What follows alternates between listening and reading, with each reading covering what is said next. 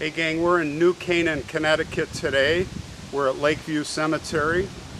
I want to thank Susan H., one of our viewers, for suggesting this story from Instagram. Thank you, Susan H. It's a story that I heard something about a long time ago. I couldn't remember, but of course when I was reminded, I was completely outraged. And if you haven't heard this story, you too are going to be completely outraged of this murder that happened to this woman, Kitty Genovese, in New York City. Of course, we're way out here because her mom witnessed a murder when she was young, and well, when she was a teenager and kind of getting on her own, and the family was like, we're out of here, and this is where they moved. And sadly, Kitty stayed there, but she would end up here. So let's take a walk to her grave. This looks to be a very historic cemetery. A lot of old gravestones we'll see on the way. And let's walk this way. There's like a pond up ahead that looks intriguing. And on the way, I'll just give you a little background on Kitty, to start the story. Her name was Catherine Susan Genovese. It's talking about New York City. Of course, it was in Brooklyn where they lived, where she was born. She was the eldest of 5 children. Parents Italian-American. Italian family. Parents Rachel and Vincent, all Catholics. She was raised Catholic. And they lived in the brownstone residence at 29 St. John's Place, in a little neighborhood, I guess, in Brooklyn called Park Slope. And in Park Slope, you had mainly Italians and also some Irish, kind of like Chicago.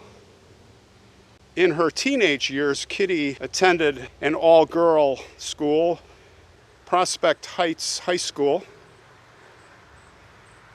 And it is there where fellow students remember her as being self-assured beyond her years, quote unquote, and having a sunny disposition. She was kind of the class clown, always kind of joking around. Definitely an extrovert. But as I said, after her mother witnessed that murder, they were like, 1954, they're like, we're out of here. Now, Kitty had just graduated from high school, so she stayed in Brooklyn there, and she stayed with her grandparents because part of the reason was she was going to get married.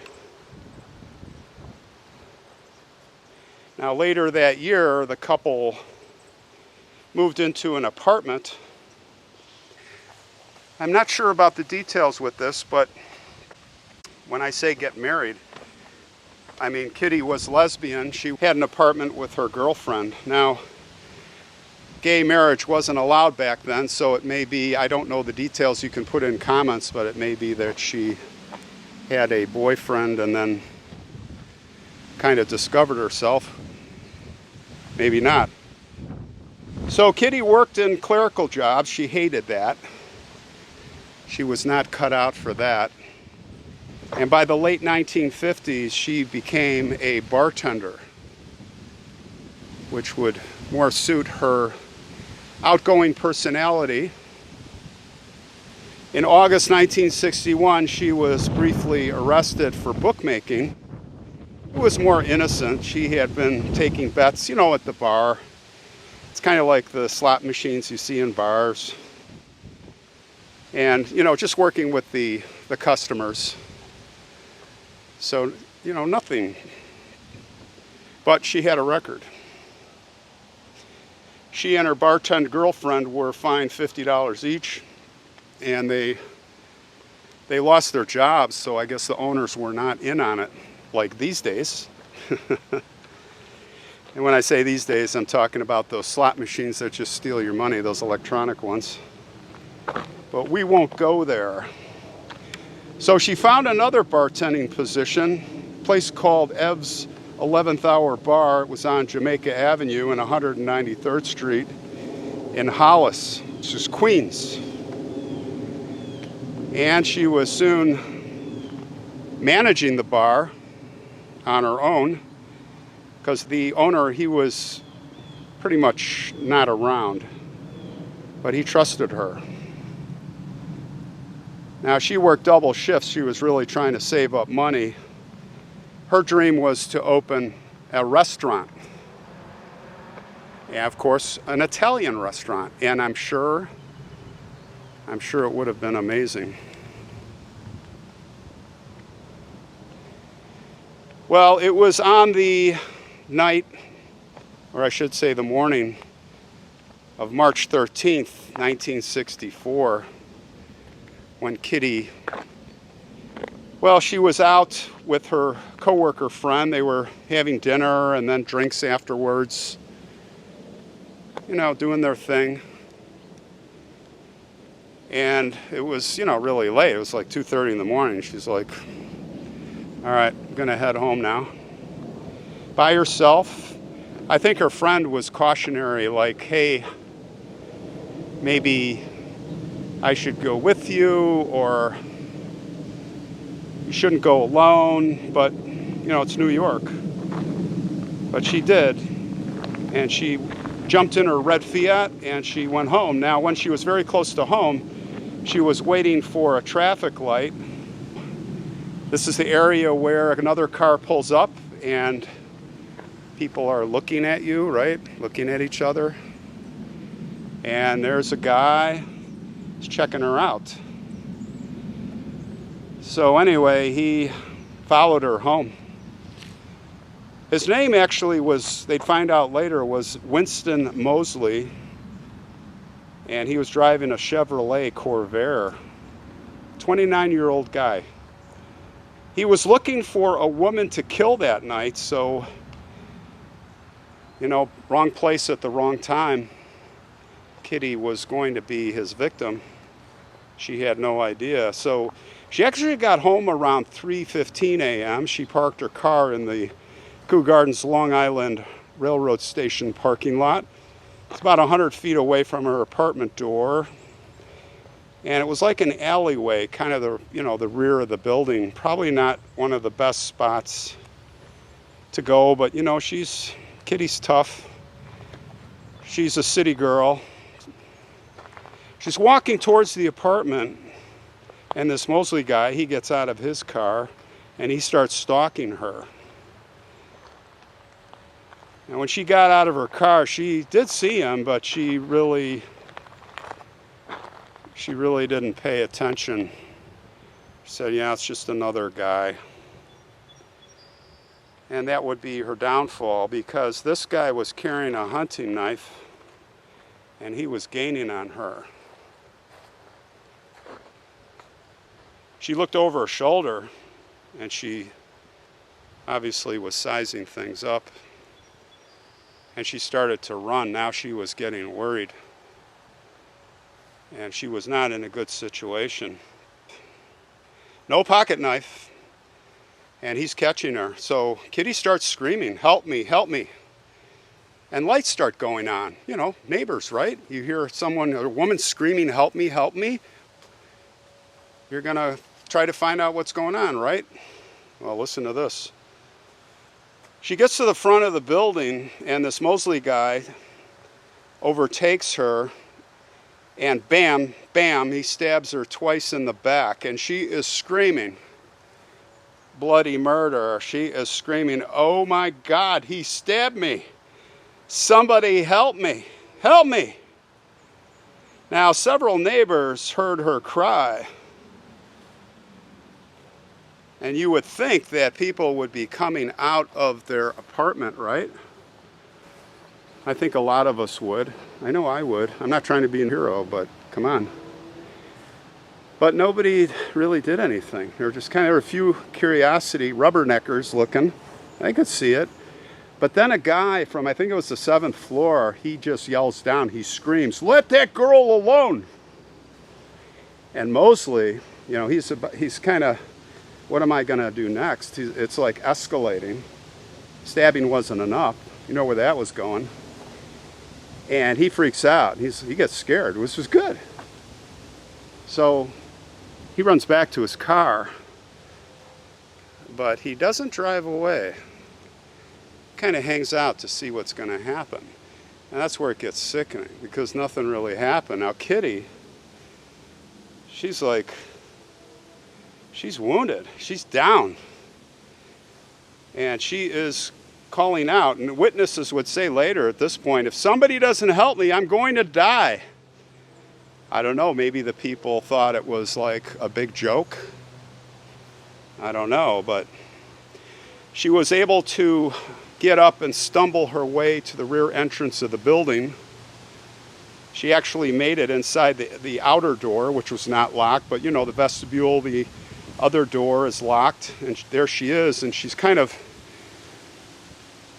running out of energy. You can imagine the blood loss. And there she lay, and nobody helps her. She started calling out to her friend there, and it may be his apartment, definitely within earshot, a guy named Carl Ross. And she yells out, "Carl, it's Kitty. I'm hurt." Now Carl Ross hears her, but Carl was scared. So what does he do? He ends up calling a friend. He goes, "What should I do? I don't know what to do, man. Kitty's out there screaming for help, and she's calling for me, but I'm too scared." His friend says, "Call the police." But does he do that? No. Why would he do that? He's scared. So instead of doing that, he knocks on the neighbor's door. His buddy, the neighbor, answers. It's another guy who is another witness, another ding-dong, coward. His response is, "I don't want to get involved. I'm out of this. Leave me out of this." So they stand there and they're discussing what to do. And they can hear Kitty down there screaming, "Help me! These two idiots." Too bad it didn't happen to them. So meanwhile, this Mosley guy, he's been sitting in his car the whole time watching and waiting. He's like, you know what? Nobody is helping her. This is unbelievable. Like, he can't believe his good luck. And talk about a maniac, you know, on a mission. So he gets out of his car and he proceeds to follow the blood trail. I don't know that he saw where she went in. And he follows the blood trail to that door, and he said later, because of course he got caught later, he's like, "I was going to turn around, I figured, no go. But I just thought I'd try that door." And he opens the door, and to his amazement is Kitty laying there. And he's like, my lucky day. It was his lucky day. So he just goes in there, and you know what happened. And she's screaming. She's like, I can't believe this. Where are my friends? So he gets in there, and he jumps on top of her, and she's screaming. So to end that, he cuts her throat. No more screaming for Kitty. Now it's mortal. But now that he got her to stop screaming, he could have his way with her. What a sick beast. A walking monster. So he does the unthinkable. And it's pretty much game over. After he has his way, he finally runs away for good. He's gone. And in the meantime, nobody does anything.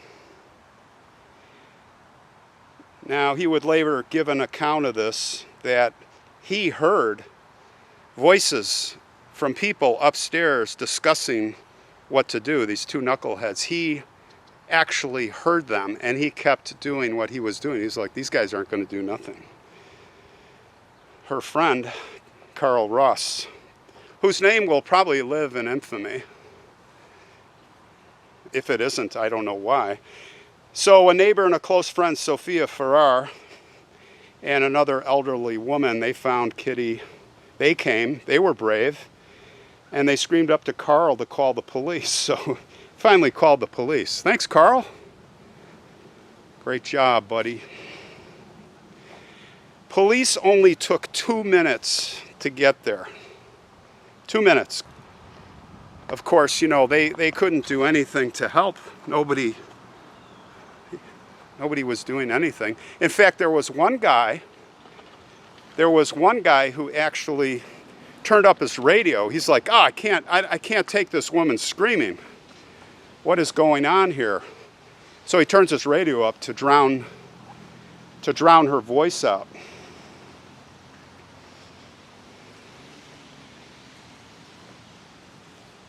Kitty was picked up by an ambulance, 4:15 a.m. finally, and sadly she died en route to the hospital.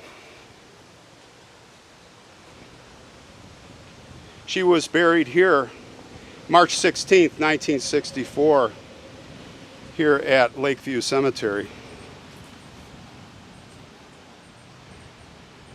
Now there would be an investigation, and to make a long story short, her friend was interrogated for 6 hours, and they're totally going in the wrong direction.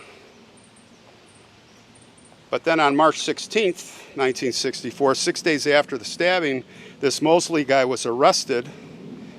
You know, real smart, buddy, get yourself in trouble for robbery in Ozone Park. He was stealing a television, and when the neighbor came over and said, hey, what are you doing? He said, oh, I'm a mover. And thank God the guy had the brains to check with the neighbor, like, we're not moving. So called police, and actually this guy, Jack Brown, who's my hero, disabled Mosley's car because he tried to drive away. So police pick him up, and during questioning, he completely caves in, like he's almost proud of it. And then he also, hey, while I'm at it, I'm going to admit to a murder of another woman, Annie Mae Johnson.